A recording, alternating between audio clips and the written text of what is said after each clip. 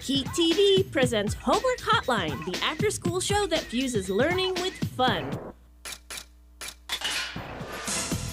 Watch local teachers bring the classroom on air and online. This is Homework Hotline.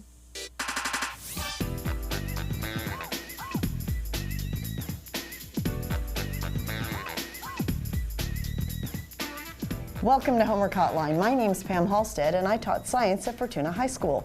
And my name's Ken Pinkerton, and I taught science at Zane Middle School. Yay!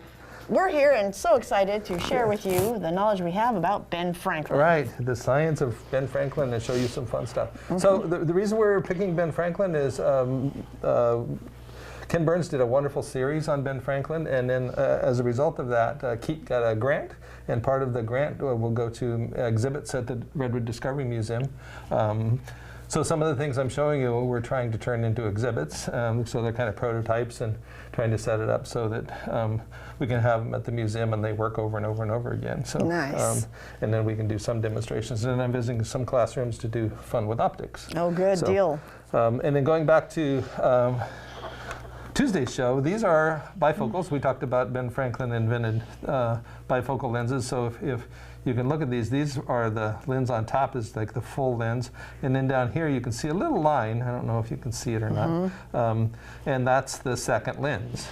So it's ground so that you can read things closer. So when you're looking at the little lens, when you look down. So you'll see people who with bifocals, they'll often be adjusting their heads like this. We all do, whether we have progressives or not. It's just, you have to move it. Right. Yeah, and then they have trifocals even so that, so that your eyes can adjust at different levels. And near. Yeah. And then the cool thing is about now the technology is that they can actually grind the lenses so that they don't have to have that apparent line in there for bifocals. So they're called progressives, right? Yeah. Progressive lenses, and they're a wonderful thing. And then I went looking, I told you, we talked about lightning rods, and this is a cool reproduction that's made by Robert Wicke. Yes. That's a reproduction of one that's at the Franklin Museum. It's about a half size, I think.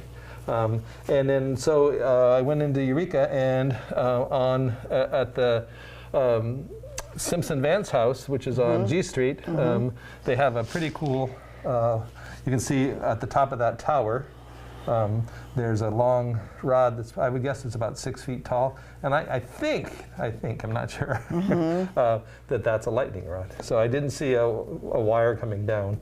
I couldn't get close enough, or couldn't get an angle to see if it was wired or grounded to the ground. I was a little scared today because we were walking on the waterfront trail and there was a bunch of thunder, and so I was like, oh no, here we are exposed. I mean, I thought about that. Yeah. So it's so we do have it occasionally here in Humboldt County or on the coast, inland. It's pretty common for lightning. Yes. And so it's a cool thing. So today we're going to talk about a couple more of Franklin's inventions, and one of them was he came up with what's called the Franklin stove, amazingly. And one of the really neat things about Franklin is he didn't patent any of his designs. That he thought that he shouldn't, that people should freely be able to take the designs and make their own and sell them without having to pay him for the rights to use his designs. That's pretty nice. Yeah, so the downside is some people grabbed his designs and patented them. Oh, yeah. But this is a Franklin stove, and what the Franklin stove, the big innovation there is that prior to this, everybody more or less had fireplaces, where you just had this big hole in the wall, a stone hole in the wall, or a sod hole in the wall, and you built your fire in it, and the smoke went up. And so a lot of the heat was just lost. It's that you know that if you have a fire or even a campfire, if you go very far away, the heat dissipates very, very quickly. So we're going to talk about heat transfer. I'll show you some fun experiments. Okay. So there's three kinds of heat transfer. There's radiation, and conduction, and then also convection. So, and you've probably seen all of these, or you know about all of these, but we're going to do some fun ones. So which one do you want to start with? Let's start with conduction. Okay, conduction. So conduction's just is something. Conduction is when heat's transferred by something hot touching something that's warm. I'm warming my hands up. And then this is a neat film that is heat sensitive, and so when we put our hands on it, And you've probably seen, so they use this for thermometers sometimes. They put on forehead thermometers that will change, or in aquariums. And then what's neat is that it shows, oops, I'll put it up there, I guess. I don't know which way to show. It shows the handprint pretty well. And then by the colors, you can tell where, so where neat. the most where it was warm is. mist. So the green is there. And you'll notice where the thicker parts of your hand, like on your thumb, are the warmer. Are the warmers. It's got more blood going and there. plus it has like actual contact. I think this part kind of goes not as... And then your fingers, like when you're outside, your fingers get cold in the snow or whatnot. Here, we'll do it again. I'll leave it. Okay. Maybe we can do a sky shot again. I yanked it up we'll before. try. So then... Oh, wow, yours is awesome. Mine is sort of. My fingers are cold, apparently, Ken's is really good. And then so you can see the heat change. So that's conduction, where you have actually direct. So when you reach for something and it's hot and you let go of it quickly, then that's conducting heat into you very quickly. Or if you touch something that you feel is cold, what's actually happening is heat goes to that. Yeah, so that's the thing that people get confused about, especially with refrigerators. It's like the cold is being formed in here. It's actually the heat is leaving. It's so the back of your refrigerator is pretty warm wherever the motor is. And you can use, actually they have propane refrigerators. Oh wow, that's so cool. They actually have burners in it. And what they do is they heat up a fluid inside and they make it expand very quickly. And that expansion causes it to cool. And that's neat. And that's kind of a neat concept. So anytime you touch something cold like this container, is the reason it's cold is because my body's hotter or warmer, and heat always goes from warm to cold. Yeah, so there's no such thing energy-wise as cold. It's just cold is less heat. Right. And heat is heat, because heat is a form of energy. Right, so that's conduction. So, neat, that's great. Can we do stuff. convection next, or convection? do you want to do sure. Yeah, okay. Let's do convection. So convection, we've got these two cool... should we move them? Yeah, I think so. Lava lamps of different sorts. And you see convection in, if you're cooking at home, that you'll see if a pot's boiling. Here we go. Okay. All right. Yeah. So convection, you have hot things heat up and they expand, or when they're heated they expand, and they're less dense, and so they rise, and then as they cool off they become more dense and get smaller, and then so they sink. And so you can see on this one kind of clearly the wax heating up at the bottom. There's a light bulb on here. This is how weather works too? Yeah, definitely. I mean, as the sun heats up the land gets hot, and then that heat rises, and then it gets, because it moves. Heat always moves from where there's more to less, and so that's where we get wind. Right, yeah, definitely so. And you can see that, especially in Humboldt County in the summertime, you can see the clouds forming at the top of the mountains where they're getting pushed up, or the heat, or the winds that we have in the summer. You can almost set your clock by them, is because the Central Valley is getting hot. And we get that fog gets pulled in. Right, so it gets pulled in. As the heat rises, the cold comes underneath it. Right, to fill in that gap. And then this is a fun Christmas gizmo. Sure, if I can, let me move stuff. Spinner. Okay. And you want to light it? Oh, sure. Oh, wait, this guy, of course. Yeah. Here we go. Yes. And what we're going to do is we have 4 heat sources around the bottom of it. And then, so like Pam said, it's going to heat the air up. Oh my gosh, look, it's right starting. Around it. And the hotter air actually gets pushed up. It doesn't rise, it gets pushed up by the colder air. And because it's less dense, and as a result, it'll start spinning this little guy. So he got dropped, and so sometimes you need to give him a little help to start. So so there we go. So, oh, that's great. So the reason it's turning is we have hot air going up, and it's actually providing enough energy for that to turn. It's pushing against these propellers. So one of the coolest things I saw in, I love old technology, is they used to have something like this in old chimneys, and they connect it to a gear system to turn food on a spit. Oh wow, so yes. They could if they had a really big fireplace, they could have a big fan, it was metal fan, and then they could turn a pig or whatever it is. So it's kind of that's a lot of power. So and then again, so what would be happening in this room is it rises and cools, and then it's going to be a circulation. So another neat place you can see that is in a pot when you're cooking. If you making spaghetti or anything else that you have a glass pot or a pot, you can see that the water is often roiling up in the middle and then coming down on the sides. You get these great convection currents, they're called.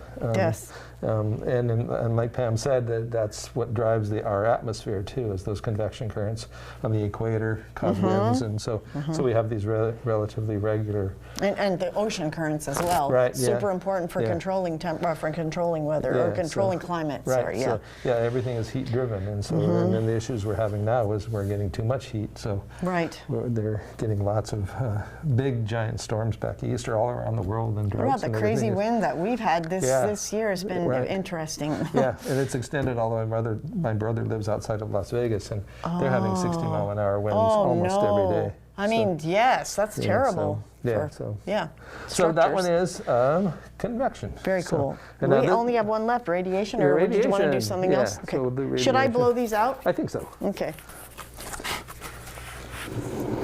Now radiation, we'll have to keep talking as we do this. You got it. Should have brought them. This one is, you have to be a little bit patient for, so I've got to set it up here. So I've got this heater, and it's a parabolic. This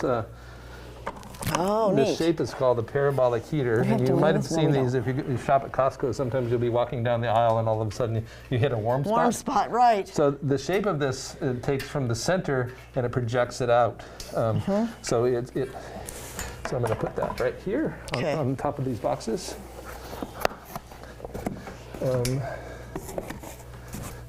Okay. All right. So got a little stand and then for I it. have another parabolic heater right here. So if I do that, and then this is the same thing. It has a spot where all of the things bounce off of it. So it's like a flashlight or any headlight or anything else, except it works backwards. It takes the energy that comes in and it bounces it to a center point. Some solar energy works that way too, where they have parabolas and it focuses it all in one place. Yeah. So and the heat from the sun. Yeah. Yes. And then they get heat up like salt or molten salt. Oh, that's and then neat. it's even hotter. So now what I'm going to try and do is, this is heating up, and the heat is radiating. It's traveling in waves, and I'm going to have it try to bounce off this reflector onto this match, and if we're lucky, wow, that's amazing. It will heat up. Boy, and notice that is right. it will just not strike on whatever match that's about the right spot. So, and like I said, sometimes if we get this lit up properly and the heater's going and everything else, it'll light the match in seconds. But wow, yeah, I know, you have to just get it. We'll just keep talking. So radiation is very common. The sun is probably the most common. We have massive amounts of energy, and that's what drives the Earth, is the energy for radiating from the sun. Microwaves are another form of radiation. So electromagnetic radiation, which is electromagnetic. So radio waves and everything else. So gamma waves. It travels in waves, and it can be intensely high energy or kind of low energy. So we've got to be patient. So, and let's see if I can try and. If you put your hand there, will it burn you? Kind of, sort of. You can at least tell. Yeah, I can tell where the hot spot is. Okay. Nice. And then the heater also is heating up, and it'll start smoking. So. Okay, good. Yeah. So. So radiation, like I said, it comes from the sun, and even like whenever something is very hot, like a campfire, the heat is actually radiating. Or the heater in your house where you feel, oh, look, it's warm. It's radiating from there. Yeah. Heat. So any kind of a heater where you can see like a glow, that's actually a radiating heat. So the one conduction was like touching, right? And then the convection was warm air rises, cold air sinks, right. And then this one is actually just waves moving through a medium, which is air in this case, and making it to. So that's a question. I don't know the answer. In a vacuum, does this? Because it's not. Well, sunlight travels. Sunlight does travel through a vacuum. Yes, it does. So it does. It does work. It doesn't need a medium. Of course. Yeah. So and then so we'll see then what Franklin's stove did is that traditionally, like if you have like a fireplace, a conventional fireplace, basically the only heat you get out of that is radiation. Is that the light waves coming from, or not the light wave, but the heat energy that's coming out of that infrared, radiates out, and you know, it hits your body or heats thing up. But a tremendous amount of the air had actually, the fire pulls air from your house and, you know, heats it up and sends it up the chimney. So we got convection going there. Yes. And so what Franklin did in his stove is I'll show you a picture of kind of a diagram, is he built baffles that, I'm going to see if I can move this. Might that be? He made, little baffles. We can go back and maybe talk about it. Or okay. It's not part of the Franklin stove. Is it part of the Franklin stove? Yeah, but actually I want to keep on this because I want it to light. Of course, I know. So I'll see if I can adjust it. So. That's true, and once it happens, it's like it's a quick, you can't do much. You can go back. So pretend like we didn't do it. So what Franklin discovered or figured out in his stove design is he pulled air into the stove and through these baffles, the little channel ways, and then he sent it back out into the room. So that there's a diagram of his. Yes, the baffles. So, look at that. And then also because it was cast iron, it absorbed that heat. Yes. And then radiated out more of it. So it wasn't just that steel or cast iron holds a lot more heat. So you're getting more bang for your buck. Right. You're getting more heat for your. Wouldn't have to use as much heat. Nice. Or as much fuel in however you were burning it. Was this fuel? Could you just take wood? I think you could do anything. Oil, probably oil, coal. Coal and probably peat. I know a lot of, especially in the I don't know if they were in the Midwest at that time, but you could burn peat or anything that burns. It could be used for pretty much. Yes. So Nice. This is why they don't do live TV for science. Oh, I think I saw. Did you see a little smoke? Maybe a little smoke. Yeah, it'll start wafting up. Maybe a tiny. So, but again, what's neat about this is that the heat is actually transferring all the way through. I definitely feel heat from that. Yeah, you can't comfortably put your hand there for very long. It puts out a lot of heat. Oh no, I think I am, but then it'll start smoking if it's just right. I don't want to mess with it too much. And feel the hot spot. I think I'm going to go in a teeny bit. Okay. Let's see. All right. And standing and watching. Yeah. Is there something we can talk about while that's happening? This isn't action TV. No. It is. Hey, look, we have a little inset, so now we can just talk about other things while this goes. See what I'm saying? Look up there. Oh, very cool. So let's just keep going. Let's keep talking about other things. Cool. All right, so we've talked about the Franklin stove. Here do you want the stove? Well, let's go back to the stove. Got it. And so these baffles that are on the side, if you look at the image on the left side, that's where the air would get pulled in and heat up and then get pushed back into the room. Yes. So it was nice. No moving parts, and so it worked very well. Oh, that's great. And very cool. So that was the Franklin stove. We'll move on to the next. Okay. So another thing that he came up with was he went to this performance, and we can try it. And you've probably seen people on TV, or you've done this at home. Yes. Where they use glasses of different kinds. Oh, geez, and I didn't bring a wine glass. And they actually can set them up with water and whatnot. Oh, that's so cool. Yes. So you can get a finger. Oh, yes. Okay, thank you. And by the friction on the glasses, you can. That one's a hard one to do. This one's easier. Easier. Okay. All right. Thank you. Take the easy one. All right.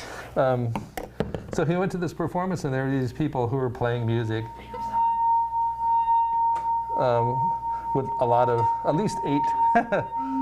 Oh my gosh, how awesome. And look how big this is. This one's bigger, so it's a lower tone. A much lower pitch, right? And then I'll try, that's a nice one. Wow.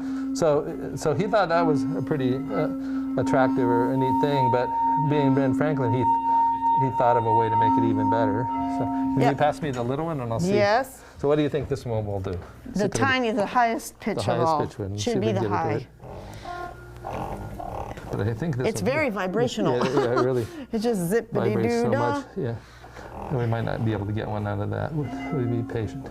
So what he did is he came up with this thing. He said, well, if I put rather than people moving their hands, if I could spin, kind of addictive. If I could spin let me adjust this one more time. Sure. Adjusting. I should probably just leave it alone and it'll do it. Yeah. Okay, I'll do that next time. We'll just leave it there. Well, I'll do this while you're doing that. So he thought of the idea, well, how about I spin the glasses instead of Oh, yes. people using their Spin fingers. the glasses. Yes. So he came up with this Something cool thing can move it instead of you. Okay. that was called the Armonium. Whoops. Oh, neat. And if we, there's a picture of it. So if we can put Oh, that yes, up on let's the do screen. that. Let's start. Here it is. Oh, wait. or Do we he's have got the it there. Armonium? I think Go it back is. one. That was it. Yes. Yeah, so if we can show there we go. So it's this whole series of different size glass, basically shapes that spin. You can see the spinning wheel, so it was foot powered. And then so for the Discovery Museum, I started playing around with, that works better. Oh, sure. Okay. Whoops. Okay. Got it. This. So at the museum, people will be able to spin this, and so you That's get that so sign. neat. So, and So you he'll notice have it different- always stays pretty much the same tone. There we go. So he had a whole series of these, like 16, which would give him two. What do you call it? 2 scales? Is that it? 2 octaves? 2 octaves Yeah. is like, that would be 16 notes. Yeah. So you could get pretty much so. So this is the Armonium. Very cool. So it's like a harmonica, but it's Wow. Yeah, Armonium. That's great. So Yes. that's a different one. So and it's just because you're getting the glass to vibrate, That's and neat. vibrations are what makes sound. That's so cool. I wonder if the harmonica is from Harmony or something. Yeah. Yeah, I don't know. An harmonic, whatever. He wanted to make it uniquely his. Yeah, so if you Neat. go online and there's videos of people playing harmoniums, and it works better with a sponge, I think. Yeah, the sponge is the best by far. Yeah, so that's another one of his inventions. Very good. All right, and then we'll go on to another one. 'Kay. That famous thing that Franklin was famous for was Oh, for his. yes. He was a printer. That's how he made money. Yeah, is that he was very much so an active writer, and as a young man he became a I don't know if we'll abandon this or not. Yeah. Well, whatever Or we might you push think. it down. So Watch yeah. the second we move it or Yeah, whatever, it'll it'll go. start. Yeah, no, this is. I messed around with it and probably got it Yeah. out of whack. So, but He was kind of notorious too. He wrote things that people, I mean, he just really exposed true things, and that was a lot in people's faces, and Right. especially for papers that would kind of make things up sometimes. Yeah, like, right. So he yeah, would and call he wasn't your kind. bluff. Well, he would just tell the truth or his point of Yes. view. And then the neat thing is he was very much a loyalist too. He worked for the British government while the colonies were going, and went to England and did a lot of work there. But he came back. And then, like I said in the first show, he was really the first person who said the colonies need to work together. And he was amazing at actually setting type. Right. So the type is set with these little tiny pieces of metal with the letters on them, Yeah. and you had to do it backwards. Right. And you had to put them in backwards as fast as possible because Yeah, and that's what I've they're got using. some neat pictures. Oh, So neat. if you go down to the 3rd and F Street, in the Just Carson My- building, there's this really Just My neat new Type. business called Just My Type, and they're a printer, and they have old printing presses. Wow. So they're not as old as Franklin's, but she's got 3 or 4 beautiful big presses that they use Neat. on a regular basis. They're a print shop. And then you were talking about this being backwards. That shows Yes. they make the labels for, I'm trying to remember what Dick company Taylor it is. Chocolate. Yeah, Dick Taylor Dick Chocolate. Taylor Chocolate. Oh, so wow. if you look at that card carefully, you'll see it's all backwards. Yes. And then the picture that's on your right side, that's called the plantain, so it fits inside of that, and that's put inside Wow. the. They have such beautiful candy wrappers too. I Yeah. mean, the things that wrap their chocolate are just gorgeous. Yeah, so they make those. So you can Because go down and you can watch they're them artists. do printing through the window, and they have wonderful selection of Neat. things like that. So so part of that, I'm going to just give up on this. We'll Well, dang. have to set up a better apparatus. We wish. Another time. So, That's all right. and that's hot, so we're going to leave that. So Okay. you can make some neat I'll leave things. this guy. You can make your own printing. Yeah, hot, warm. warmish. Everything got hot except the mat. I know. Maybe we could, oops, get I'm going to move things these going. out of the way. We could light this again. I'll do that. Can I light this? Yes. Because we're getting towards the end. Okay, cool. And then we could And also then we play can the also talk about potato prints. harmonicas. Oh, yes. Here we go. So you can make your own print materials neat. with potatoes. So these are some I made last night, and I think we have time to make a couple more of them. Okay. Or to show how they work. Okay. So what we just did was you Oh, can cut them out freehand. you take like a cookie cutter? Yeah, so you can also take a Okay. cookie cutter. I don't think I'd do that. Well, three freehand. I know. Oh, need a So cookie cutter. you want to try in honor of Oh, sure, the sure. lumberjack? Thank you. So we're gonna. Is that too big? Well, if No, it's too big, we not can, really. Wait a minute. No, it's fine. It's Okay, fine. so Push actually down. turn it upside down. Turn it upside down. No, put Turn the potato this way. There. Oh, well, It's much there you easier go. to- much Okay. easier to push I in. got it. Or Of course, actually, of let's course. do Okay. this potato would work for sure. And then just push it. Oh, Yeah, whoop, not that far. this is an example of how not to do it. Oh, yes. Okay. There we go. So we're gonna try it again. Yes. With and you only want it to go a little ways, and you can freehand these too. I think if we go to the next slide. Okay, next slide. There's some examples. Here we go. Of, Next slide. You can, Oh, yeah, how there's very some neat ones you cool. can make, but I like That's the cookie super cutter. nice. So if you have small cookie cutters, so next time you only want it to go about 1/2 inch Okay. deep. Only 1/2 inch. Don't press as hard as Yeah, I did. yeah. Trying to get this one out of it. While he's doing that, I'll I like that. light That this sounds because good. I really thought that was cool. Think about what this is, you guys, in terms of which heat transfer. Is it convection, conduction, or radiation? Which one is it? Okay. There we go. Actually, there might be more than one because these guys are, it's radiation because they're warm and you put your Right. finger this way, but because, oh, I need to start this, don't I? Yeah, Does it give go a this little way or push. that way? I think that way. Okay. There we go. Sweet. Yeah, it gets it. Okay, so push down on that a little bit. A little bit. Yeah, not all the way down. It's so hard for me. I'm not strong. Oh my gosh! I Did it don't go know down? what I'm Let's see. doing. Oh, it's- Oh, there we go. I did a little. Okay. Oh, no. And then you take a knife and you're going to trim the edges. Oh, trim the So edges. go ahead and trim the edges. Okay. And while you're doing that, I'll get out our paper. I think he And needs you this. can use paint Cool. for ink, or you can use whatever you want. So I've got some ink pads here somewhere. Trimming the edges. This trim- potato printer And then thing. you want to go all the way into where you're touching the, you want to cut all the way to the, All the way to the thing. Yes, I Yeah, to did. the I did. I cutters. touched Okay. it. It was good. It was good. Okay. Okay. and we'll try a print. Okay. Nice. Do So you that. can make potato prints. I'm giving you examples. And so there's, Oh, that's really cool. Neat. so Awesome. Ben Franklin, awesome Yay. guy. What a guy. What a guy. That was pretty cool. Thank you much. And I'll be back next Thursday and you'll be back Yes, next yes, week. with conifer cones. Yes. All right. Good. Thank you much. Thank you so much, you guys. Thanks for tuning in.